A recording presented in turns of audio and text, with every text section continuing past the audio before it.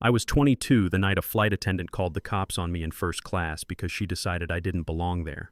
30 minutes later, the man whose name was printed on her paycheck stepped onto the plane, looked her in the eye and asked what exactly she thought she was doing to his daughter. And by the time we finally left the gate, she had lost her job, another passenger had lost her status, and my quiet little life as a stressed-out law student had become a viral lesson on power, prejudice, and consequences. My name is Kiara Lane. At the time, I was a third year at Harborview Law in New York, living on caffeine outlines and anxiety.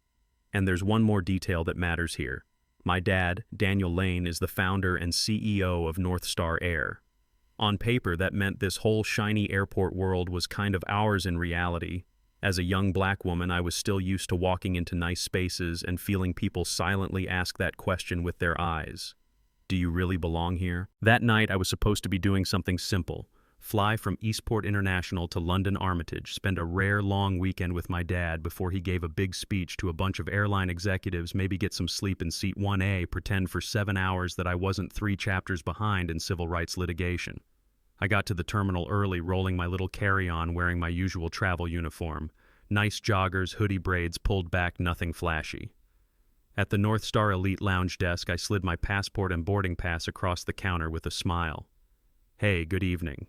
The agent never really looked at me, just pointed over my shoulder. Main Club is that way. The Premier Lounge is for first class and Premier members only. I tapped the bold 1A printed on my pass, felt that tiny prickle under my skin, and said, "Right, that's me." She frowned, scanned it, saw the green light pop up on her screen, and just like that, her voice flipped, "Oh, Ms. Lane, of course, the Premier Lounge is straight ahead, enjoy your stay." I told her thanks, walked in like it was no big deal, but you know what I mean. Inside, I could still feel that little scrape, that quiet assumption that someone like me was more likely headed to the crowded gate area than the fancy glass doors. While I was in a corner chair with my headphones on, pretending to listen to a podcast about voting rights while mostly scrolling my notes, the crew for my flight was getting their own pep talk near the gate. I only heard the details later from a young flight attendant named Jonah, who looked like he'd just graduated from college and was still a little shell-shocked by everything that happened. Their lead that night was a woman named Marcia Keene, mid-50s, immaculate bun lipstick that didn't dare smudge 20-plus years with North Star, the kind of person who talks about the plane like it's her house. Jonah told me Marcia stood in front of them and said, "All right, listen up, we've got a full front cabin tonight, billionaire in 2D, ex-senator in 3A, some titled people in 1F. This is not some influencer free-for-all. I am sick of kids on their parents' miles thinking they own my cabin. We set the standards on this plane, not them." He nodded along because it was his first international rotation and he was just trying not to breathe too loud. He had no idea he was about to watch that same standard bearer blow up her career in front of 200 people and 2 police officers. When they called boarding for first class and Premier, I packed up my tablet, smoothed my hoodie, took a breath, and walked down the jet bridge, telling myself I had every right to be there, even if it felt like walking into someone else's living room. At the door of the plane, Marcia was posted like a guard in her Navy uniform, smile sharp enough to cut. Up close, I could feel her look, quick scan from my braids to my sneakers to my carry-on, a little pause like her brain was trying to reconcile young black woman in athleisure with 1A. "Welcome aboard," she said, voice bright but just a little too tight. "First class is to your left."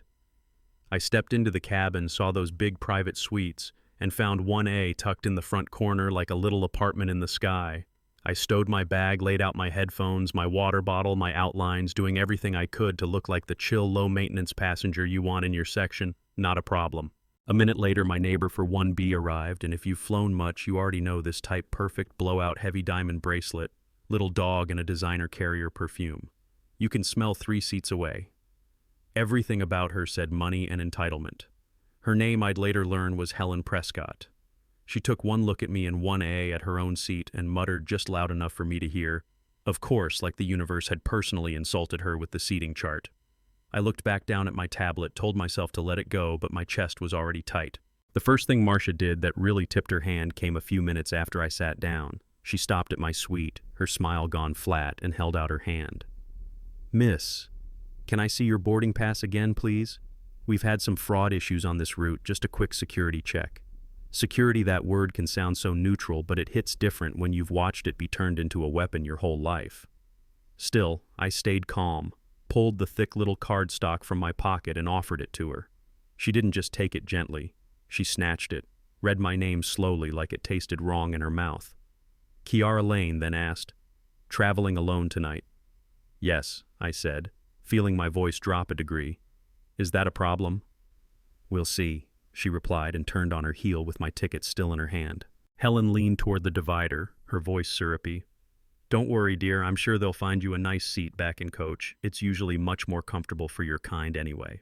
That phrase, "your kind people like her," toss it out like it's just air, but my brain filed it away like evidence because at this point the law student and the black girl who'd spent years swallowing this kind of thing were both wide awake.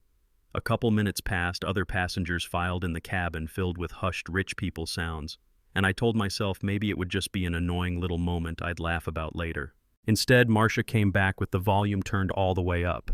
She stopped right in front of my suite and said loud enough for everyone in the first 3 rows, "Miss Lane, I've spoken with the captain and this ticket has been voided. I need you to gather your belongings and deplane now." My heart dropped into my shoes. Then something in me went ice cold. "No," I said slowly. "Clearly, this seat was booked through my father's corporate account. It's valid, you watched it scan at the gate. You have my boarding pass in your hand." Her face tightened. "The system flagged it," she said. "I'm not going to argue with you up here. You can speak to customer service at the gate, but you need to get off this aircraft." Behind her, Helen let out a little gasp. "This is exactly what I mean." She told no one in particular. "You relax standards, and suddenly anyone thinks they can just wander into first class."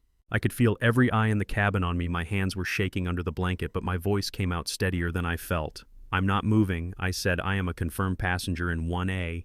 I've shown you my ID. I've shown you my boarding pass. What you're doing now is harassment, and I need you to stop." Helen actually clutched her dog and said, "Did you hear that she's threatening you? She's unstable like we were in some Lifetime movie." Across the aisle, a guy in his 30s looked up from his tablet, took in the scene, and finally spoke. "Ma'am," he said to Marcia. Calm but firm. "She hasn't done anything. You're the only one raising your voice. Maybe let her sit in the seat she's assigned so we can all take off." Marcia turned on him with this icy smile. "Sir, this is a security matter, and if you interfere with crew instructions, I can have you removed from this flight as well." He shrugged and quietly set his phone on his armrest camera facing up, record light on.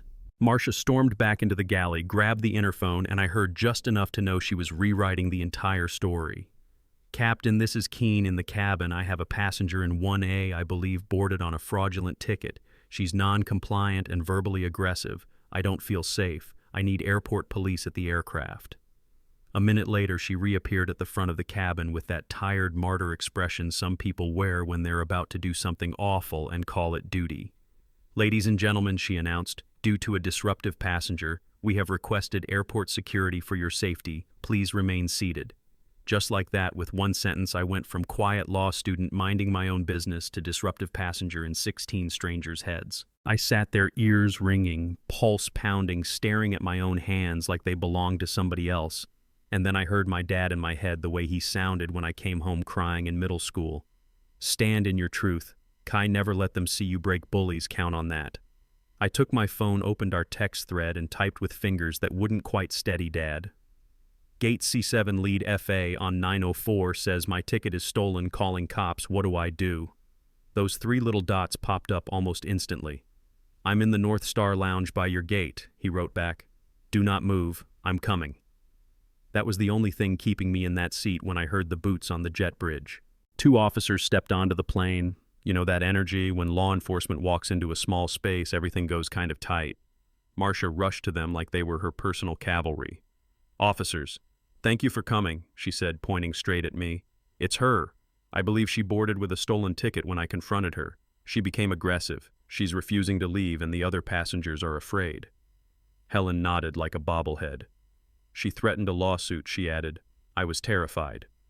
One of the officers, older Tired Eyes badge, said. Blake came to my row. "Ma'am," he said, not unkindly. "I'm Officer Blake. The crew is asking that you deplane. We can sort everything out at the gate, but I need you to come with us now." I swallowed, forcing down the urge to cry or scream or both. "Officer," I said, "my name is Kiara Lane. I'm a law student. This is my assigned seat.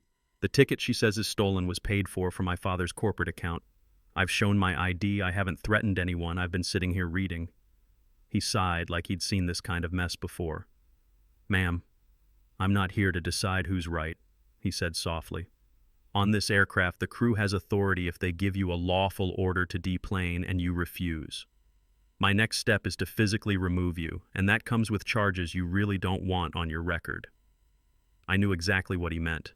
Interfering with a flight crew federal, the kind of line on a background check that makes bar examiners throw your folder on the reject pile without blinking. For a second, the whole plane went quiet in my head. I saw two futures in one. I grabbed my bag, apologized for making a fuss about existing in first class, walked off crying, and let them write whatever story they wanted about me in their incident report. In the other, I stayed put, risked everything I'd been working for, and made myself the test case. That second future scared me to death, but it also felt like the only one I could look my younger self in the eye about. I took a breath that felt like glass and said, I'm not moving. If you want me off this plane, you'll have to arrest me.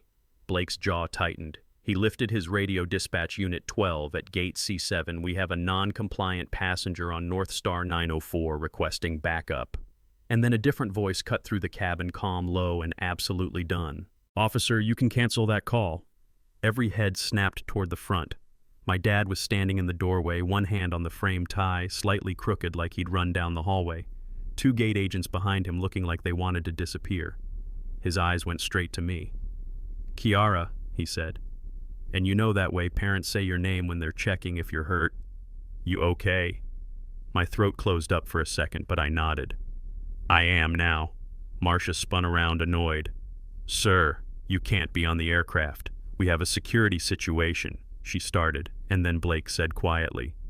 Mr. Lane, with that tone people use when they suddenly realize the game just changed. Every screen, every magazine cover, every framed photo clicked into place. Daniel Lane, founder and CEO of North Star Air, the man whose name was stitched on Marcia's uniform pin, was now standing in her aisle. My dad stepped fully into the cabin, all calm steel, and looked at Marcia like he was assessing a mechanical failure. Ms. Keene, you're the lead on this flight, correct? He asked. She nodded, color draining from her face. Yes, sir. I didn't know she was your daughter. If I had known... He cut her off with the smallest shake of his head. The problem is not that you didn't know she was my daughter, he said, voice steady but sharp. The problem is that you felt comfortable calling the police on a ticketed passenger in her assigned seat because you personally decided she didn't belong there, and you figured nobody would question your version of events.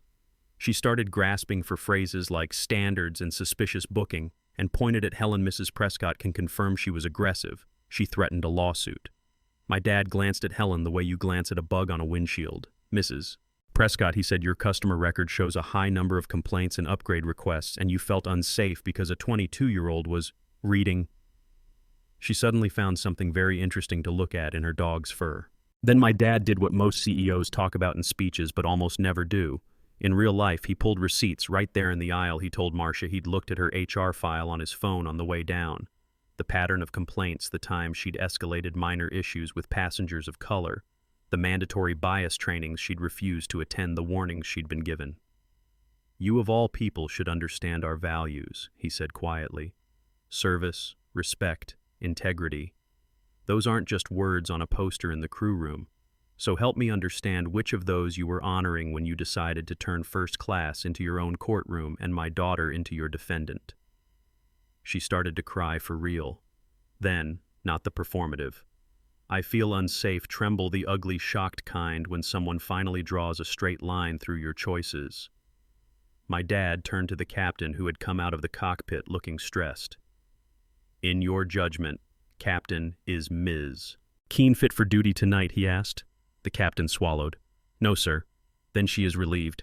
Effective immediately, my dad said she will surrender her ID and cabin keys and deplane. Her employment with North Star Air is terminated. Marcia's voice came out in a whisper. Sir, please, I've been here 24 years. My pension, my benefits. My dad didn't raise his voice. He didn't have to.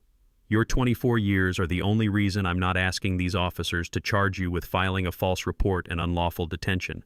He said you endangered my daughter, humiliated a customer, lied to law enforcement, and delayed a fully boarded international flight because of your prejudice. This ends here, badge, please. With shaking hands, she unpinned her little silver wings and handed them to the captain. Then Officer Blake, the same man she expected to drag me out of 1A, gently took her elbow instead. "Ma'am, let's go." Watching her walk up that aisle past all the people she'd just invited to see me as a problem uniform, suddenly just a navy dress with no authority attached to it, sobbing was the most immediate visible piece of karma I have ever seen. Yeah, that happened. It didn't stop there. My dad turned to Helen.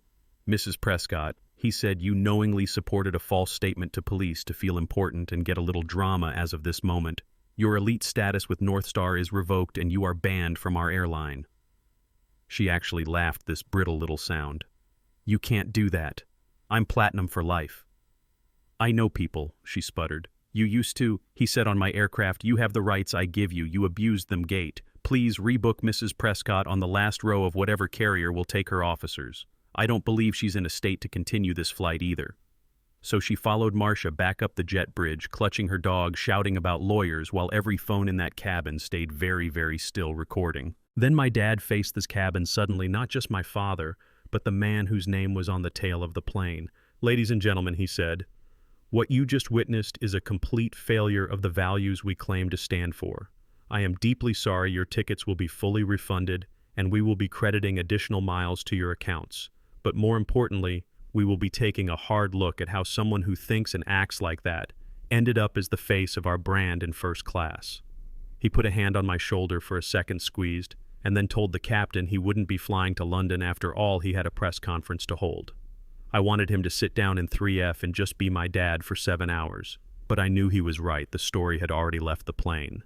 The guy across the aisle, Victor, had quietly uploaded the video from the gate before we even pushed back, titled something like "Flight Attendant Calls Cops on Black Woman in 1A. Then the CEO walks on, tagged every major news outlet, and the internet did what it does. By the time we landed at Heathrow, my phone basically had a panic attack from all the notifications. People had turned that 4-minute clip into think pieces, memes, stitched reactions. Some folks focused on the satisfying "get off my plane" moment. Others asked the question that still keeps me up sometimes. What if my dad hadn't been there? What if the passenger in 1A had been another black law student whose father works nights at a warehouse? What if the only video was one angle the airline controlled? My dad stood in front of cameras that same night and said something that made a lot of PR people nervous. He said, "The only reason this ended with my daughter in London and not in a holding cell is because I happen to be physically here. That is not success, that is failure. If our systems can almost destroy my own child's future, imagine what they're doing to people whose names I don't know." He announced a complete overhaul of training and reporting and insisted on naming it the Lane Initiative. I told him I hated that he said, "Good, maybe that means it'll be harder for us to quietly walk away from it." Marcia tried to sue for wrongful termination, emotional distress, reverse discrimination, you name it. The judge tossed it and wrote in the opinion, "It is not defamation to accurately describe your recorded behavior. That line still floats around screenshots online. You might have seen it without knowing my name." Helen settled a separate suit over interfering with operations and false statements to law enforcement, and those glossy travel posts on her social pages dried up pretty fast. I graduated, somehow passed the bar with my sanity, mostly intact, turned down big firm offers, dangling huge salaries, and took a weird little job as executive director of the Lane Initiative for one symbolic $1 a year. Because once you've been the girl in 1A with 2 cops standing over you and a flight attendant rewriting your reality in real time, it's hard to just go argue about mergers for the rest of your life. A year later, I flew that same route again, Eastport to London, same airline, same first-class cabin, same seat number 1A. This time when I sat down, a young black flight attendant with warm eyes and absolutely no fake smile leaned in and said softly, "Ms. Lane, I'm Tasha. I just wanted to say thank you. I'm here because of the Lane Initiative. I almost quit this job after the stuff I dealt with on regional flights, but your program changed some things." I smiled for real that time and said, "Well, good. I'd like at least one flight where I get to drink my pre-departure sparkling water in peace," and we both laughed. But there was this weight behind it, like we both knew the price of that moment. So when people tell me karma isn't real, I kind of agree. I don't think there's some mystical scoreboard in the sky, but I do believe in consequences, sometimes messy, sometimes delayed, sometimes very, very public for Marcia. Consequences looked like walking off the plane. She thought she ruled, escorted by the same officers she called to get rid of me for Helen. They looked like trading platinum status for the last row of coach and a settlement check that probably hurt more than any apology. For me, they looked like staying in my seat when every survival instinct told me to run, and then spending the next few years trying to build systems so the next kid in 1A doesn't need a billionaire dad in the lounge to get a fair shot. What do you think? Did my dad do the right thing firing someone in front of a cabin full of phones? Was banning a customer who lied to the police actual justice, or just a flex from a man who could? And more importantly, do you believe any of these corporate promises about change? Or is it all just pretty words until the next video blows up? If you've ever been profiled, humiliated, or watched someone else get treated like they didn't belong, I genuinely want to hear your story. Drop it in the comments. Tell me if you think the consequences in this case were too much, not enough, or finally for once about, right? And if this hit a nerve for you, please like the video, share it with someone who needs to hear it, and subscribe, because as long as things like this keep happening in the real world, we're going to keep talking about them right here.